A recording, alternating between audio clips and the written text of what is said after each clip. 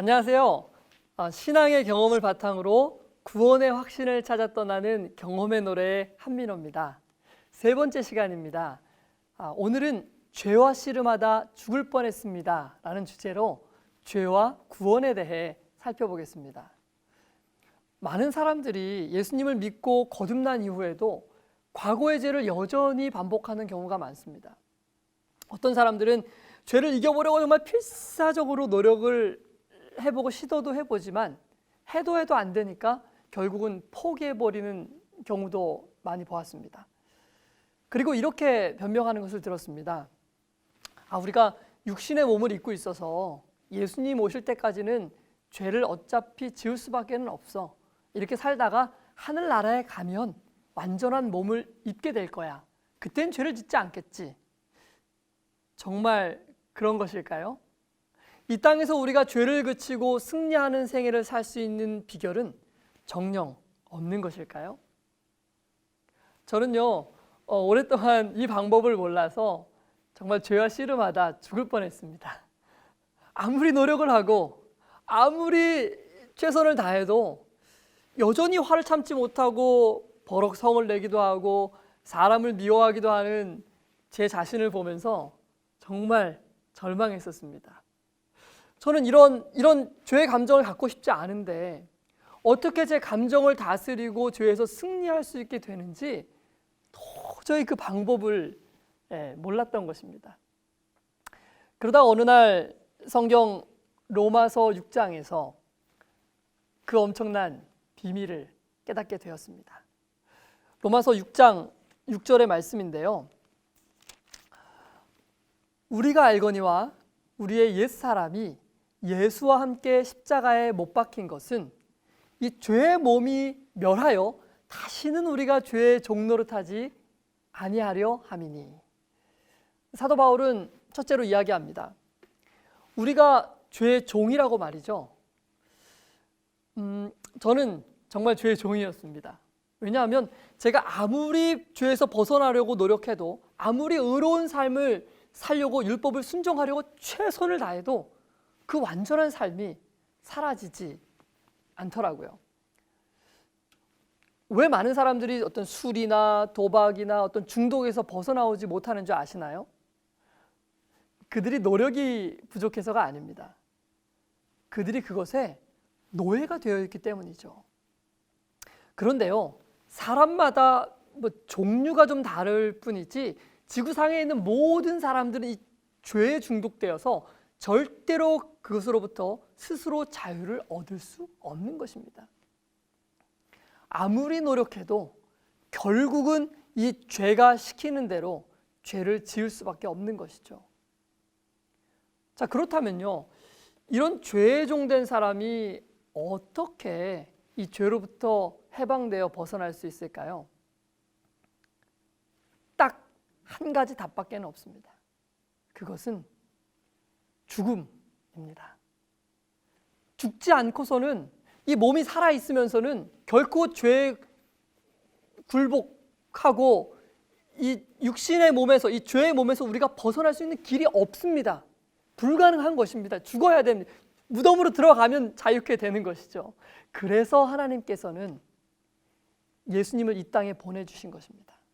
그리고 우리로 하여금 예수께서 못 박히실 때 그 안에서 그와 함께 못 박히시게 하신 것입니다.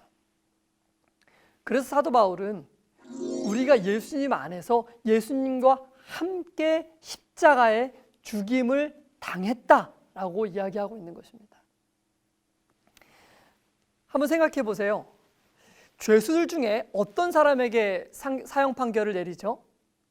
갱생의 가능성이 있고 사회로 돌아가서 열심히 생활할 수 있는 가능성이 있는 사람에게 사형 판결을 내립니까? 아니면 전혀 소망이 없는 사람에게 내릴까요? 전혀 소망이 없는 사람에게 내리는 것입니다. 왜냐하면 그 사람은 절대로 바뀔 사람이 아니니까요. 하나님은요, 예수님 안에서 우리에게 사형 판결을 내리신 것입니다. 왜냐하면요, 우리에게 선을 행할 수 있는 가능성이 완전히 제로인 것입니다. 오로지 악만 행할 수 있고 예수님과 같은 선을 행하는 것, 예수님과 같은 마음으로 사랑하는 것, 예수님과 같은 마음으로 율법을 지키는 것 도저히 불가능한 사람들이기 때문인 것이죠. 그래서 우리를 예수님과 함께 십자가에서 사형시키신 것입니다. 이것이 정말 중요한 것인데요. 죄에 대하여 승리하는 비결은 바로 이 사실을 깨닫는 데 달려 있습니다. 제가 믿음으로 구원을 얻고 거듭난 이후에 죄를 이기려고 부단히 노력하고 애를 썼었습니다.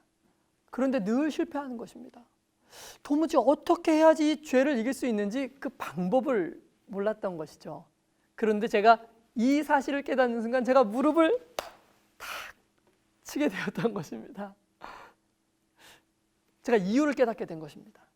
저는요, 제게 어떤 선함이, 어떤 작은 선함이라도 제 마음속에 있어서 제가 죄를 이기는 일에 있어서 제가 어떤 일조, 보탬을 해야 된다라고 생각을 했었던 거예요.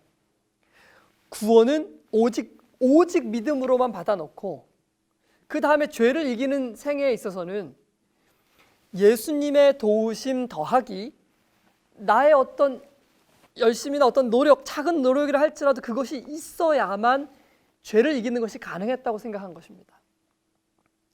한 번은요, 저희 아이가 말을 듣지 않는 거예요. 내가 참아야 돼 열심히 참으려고 노력을 하는데 도저히 못 참겠는 것입니다.